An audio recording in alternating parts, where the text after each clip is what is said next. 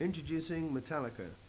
This interview was made at the Aardshock Festival in Holland on the 8th of February 1987 and features, amongst others, Jason Newsted.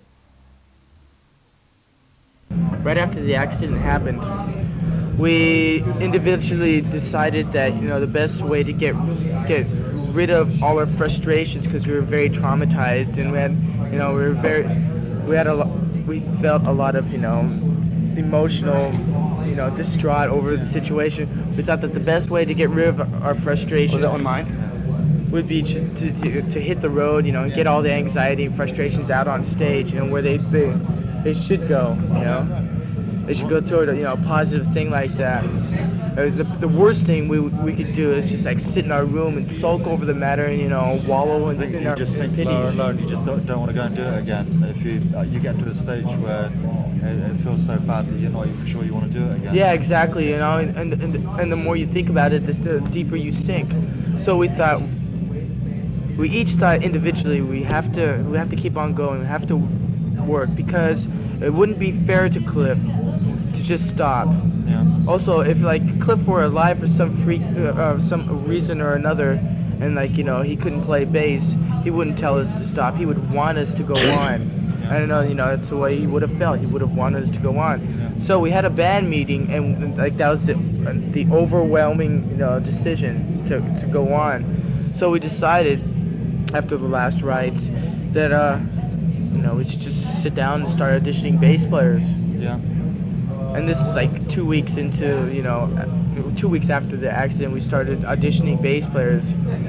And we started setting everything up. And we started auditioning bass players. We auditioned up to 8 bass players a day. Yeah. And it was really nerve-wracking. And then How many did you audition total? overall, I don't know, 30, 40, I don't 50, know. 30, 40, 50. 30, 40, 50, I can't remember. A lot. Yeah. But yeah, at least 40. At least 40, I'm sure of that. But we had names thrown about, and we asked people in the industry, record company people, friends, who had connections and stuff. And a name that kept on popping up was Jason Newsted, this guy right here. Yeah. And so it came time to audition him. So we took the time out to take our time with him, because a lot of the people, you just walk into the room, you can tell, no way, this guy's gonna be in Metallica. Yeah. Guy come in, he's stoned off his ass, was walking into mic stands and stuff. I mean, we had a lot of those. Okay, there's a lot of people there.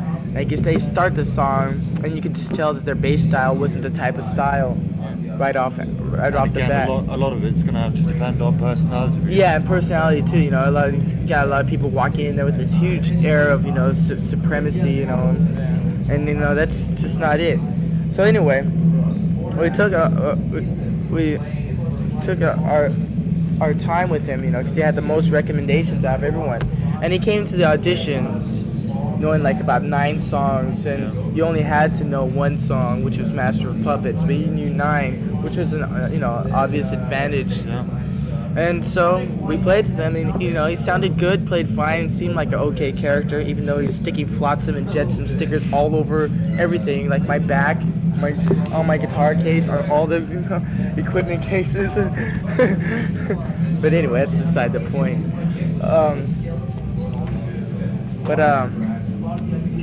How's it going, man? Busy and alive. Yeah, that's good. Cool shirt. I'll talk to you in a bit. Yeah. But anyway, at the end of the day, we decided there's 3 people, out of the 40 or so people we auditioned. That was Jason and 2 other people. So we decided that the thing to do would be to, go out to eat with the person, afterwards have a few drinks, or maybe a lot of drinks, depending on how we felt. Drinks if you keep pace with you. Yeah, exactly. If he could keep up with us or drink us under the table. But we took one guy out, he was pretty cool, but something not right. Then we took Jason out, everything fell into place. Yeah.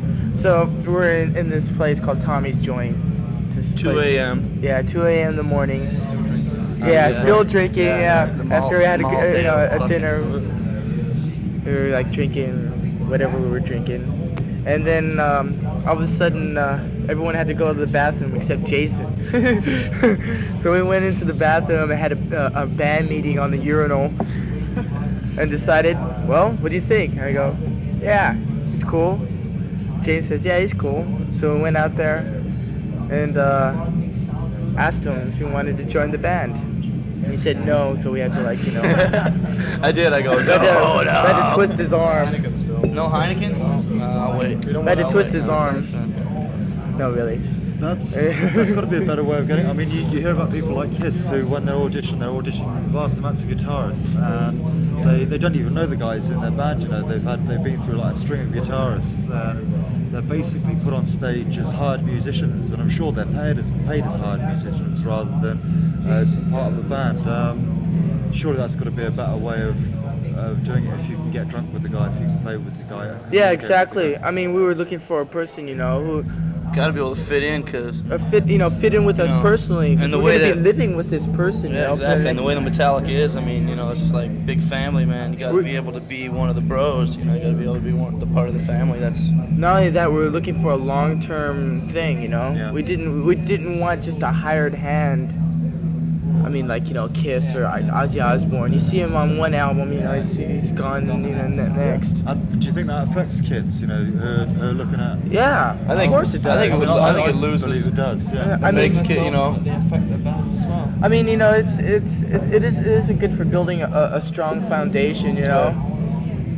More and more people start giving up on you, you know, like Gives losing the faith. impression that if you've gone through all that trouble to get your bass player or whatever, then it's a long-term thing. Then the kids are going to see that there's no egotistical thing about it, and it's just like, well, look, we need a new bass player. This guy will do for the moment, whatever. So that's obviously the kids want to be loyal to the whole band. Yeah, I mean, to the whole band. we want to be as loyal to our bass player, you know, as possible, and we expect the kids to be just as loyal to the bass player because he's in the band. Well, they have been, man. And in turn, you know, that's almost like being loyal to the band. Yeah.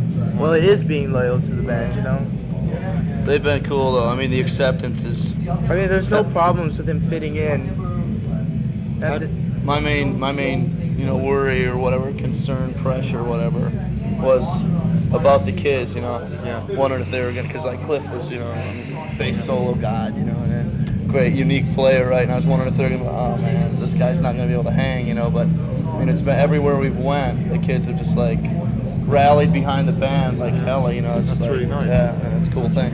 How did you feel about, you know, becoming a part of Metallica? That must be. I mean, Flotsam and Jetsam were known and were very much sort of an underground band. How does it feel from going to that to Well, it's like Metallica? You know, greatest thing in the world, you know. I mean, there's no, just fucking, the first 6 or 8 weeks, you know, I'm just fucking pinching myself, you know. Am I sleeping? Am I here? You know, it's like really, pinching myself. no, what happened? Would you do that when you were drunk or something? No, last night when Anthrax started playing, and I didn't want to miss the song, so I went fucking racing from the dressing room, and I forgot about those lights that are on the ground, the trim lights. Oh no! And I was like, and I fucking nailed those lights and landed right on them, man. See, that's a true Metallica member. Yeah, see? No, I had to hear the AIR, man. It's a great song. That's the true Metallica spirit. See, Metallica is basically a band made of fans. You know, we're all fans still. Hell yeah, that's one thing, man. We like to listen to, you know, I mean, a lot of bands could give a fuck about what's going on with everybody else, you know? I always like to listen to new shit. I mean, when you get home, when you do have time, I presume you do go out and see new bands. Oh yeah. I love to see bands live, man. Especially bands I haven't seen before. That's the greatest fucking What do you thing. think's happening at the moment then? You know, who's happening at the moment? It's good. Sam Hain, which is like a metal punk kind of band. Yeah, Yeah. Sam Hain. Yeah. listen Crumb to- Suckers, I like a lot. Crumbsuckers, Really? Chromax. Yeah, Chromax. That's the guy with like Yeah. very little hair. Yeah, Yeah. with all the Yeah, tattoos. Yeah, right. Yeah, Harley. Harley. He's a great guy. Yeah, Yeah. cool, man. Do you feel that the speed metal thing that's happening, whatever you want to call it, I presume that's Speed metal is a good term. the speed metal thing that's happening, because like there's it's like the attitude is almost like punk again, you know. But Yeah. It's like the playing's tighter, it's more accurate, it's faster. Guitar solos. Yeah, and the fingers are actually going where they're supposed to be on the fretboard, stuff like Yeah, that. yeah. So, would you say there is a punk sort of mentality to it? Oh yeah, With yeah. some bands, definitely. I mean, it's just what it is. It's that it just took a while for punk to make it to the middle class suburban kids. Or let's face it, the punk was basically a real hip thing. Yeah. When it first came out, it was like an elitist You're talking sort of States. yeah, Yeah. an elitist sort of thing in the States, and it just took a while for it to make it out to to the rest of the record buying majority. That's basically what happens. See, music's just recycling itself, Yeah. The punk, initially a shock to the majority, like leave it a while and it gets more accepted. Yeah, it gets more accepted as time goes on. I mean, let's face it. When the Sex Pistols first came out, if you compare the Sex Pistols to, like Metallica, got the same guitar tone, same drum beat, same aggressive down-picking sort of style. Yeah. I mean, the punk attitude might have been a bit more extreme back then, like Anarchy in the UK, Bodies. Well, it's still like that, Bodies. But, it's just time. It just gets accepted over Do the you think time. possibly that, America, not knocking America, but a lot of stuff comes out of Britain, a lot of music comes out of Britain.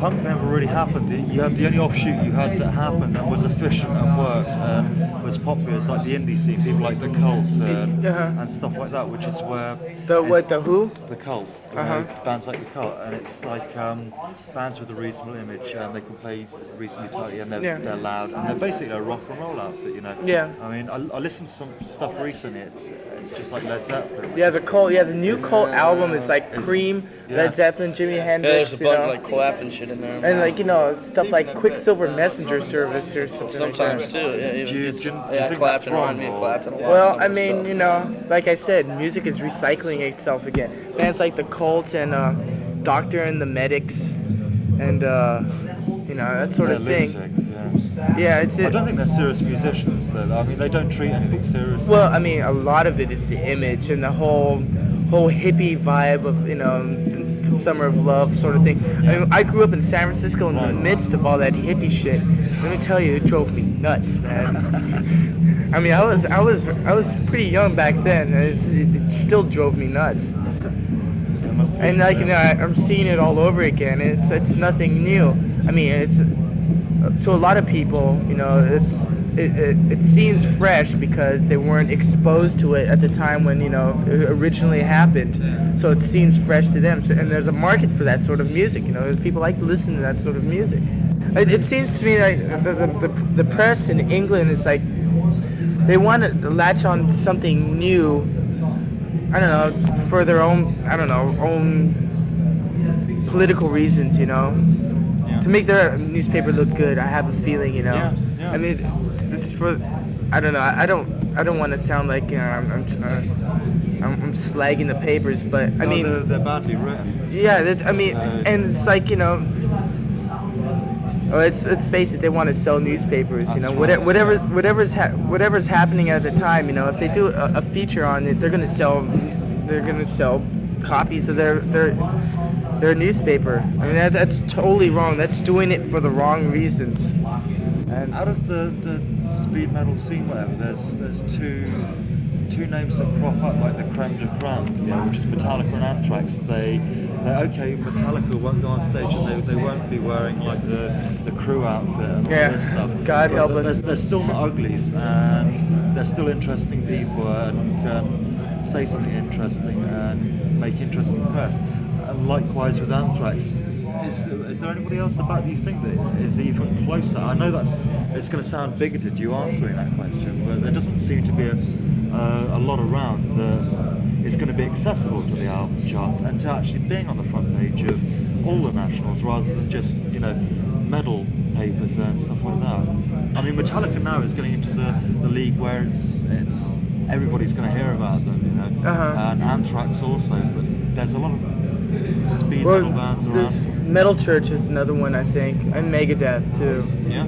Yeah, those are two bands that I think, have somewhat of a chance, Yeah. to fit in that same sort of category. In America you have the big PMRC thing, which apparently has cooled down a little now. Yeah. Has that affected Metallica in any way, and what do you feel about it? It doesn't affect us in any creative way, they're not stifling our creative output at all. The only way it really affects us is in that a lot of distributors have the ignorance to listen to these people and actually believe in what they have to say, and like that prevents a Metallica album from being distributed like to record stores that are like. Would you think you touched on anything that could be classed as being sensitive? I mean, I would have. Well, we got put on their list of the 15 most. Yeah, we were like number 15. Offensive albums of 1986. They actually had a hit parade of most offensive albums. My whole concept behind lyrics is that, I mean, if you're gonna say something, you better mean what you say, or you should become a storyteller. Yeah. Yeah. I mean, there's a lot of bands who are just storytellers, and then there are bands who actually have something valid to say. You know what I mean? And the bands who have valid points, are few and far in between. There's just way too many storytellers, in my opinion. Yeah. I think, yeah. How do you feel about Poland? I mean, there's been a few bands that have played there, but again, probably nobody quite as controversial for you because of your particular music style. That's a big sort of thing to go and do for the first time. Yeah, well, for us, I mean, for us being Americans, going to Poland is going to be very, very special because of the current state of affairs between our two nations. The Soviet bloc countries in general and America. It's like a sensitive subject. So I mean, we don't know what to expect. I know that we've done real well as far as ticket sales are concerned. Tell them. Yeah, we did 2 5,700 seat shows in 3 hours. Sold out. Yeah. And that's it's fortunes for tickets over there for those people. Even for an album, it takes like 2 or 3 weeks' wages just to buy an album. How do they get the albums over there? They I'm not sure exactly. All I've ever heard was like the black market stuff. I don't know if that's the only way. Yeah, or perhaps, I mean, there's companies importing. Hard to say, man, because I just can't see. I mean, maybe in the bigger cities, Warsaw or something, have places where they're available through like a distributor or something. But I mean, it's kind of hard to. I know it's probably, well, it's definitely not your side of things, but how would a band be paid for sort of playing at Soviet bloc countries? We're getting, as soon as we get in there. You're getting vodka and jam. No, as soon as we get in there, they give us their money. They give us like whatever, how many ever 160 billion of their quatroons or whatever it is, right? It's worth bugger all. Yeah, because our money is no good there. Our money is no good there. It's only good on the black market. I mean, it's like they give us, as soon as we get in, see, the government flies us in and everything, right? Yeah. I mean, it's a totally government controlled everything. Yeah, hotels, everything. Right. Yeah. As soon as we get in, they give us their money to spend if we want to spend it, and that's it. I'm not sure about what the fine, how much we get paid at the shows or what happens because there. they won't let people take money out of the country. Right. Which is... I don't know if it's some kind of I'm not sure exactly what they have worked out for the wages. I can tell once I get drunk. I mean, wait, can you read these words, man? Once I get drunk and look at those words, I'm gonna that word right there. Looking at that's gonna make my head swim. That is probably very serious, isn't it? Trying to read that shit. Yeah, and they don't have beer over there. All they have is like hard shit. Yeah, like they have vodka. really serious vodka over there. Yeah, and they have like they have like clear vodka and then dark vodka. Yeah. I guess the dark vodka. Yeah, we gotta get ready, man. We gotta start getting ready. Thanks for all right, okay, it's been thanks a good. lot, man. Yeah.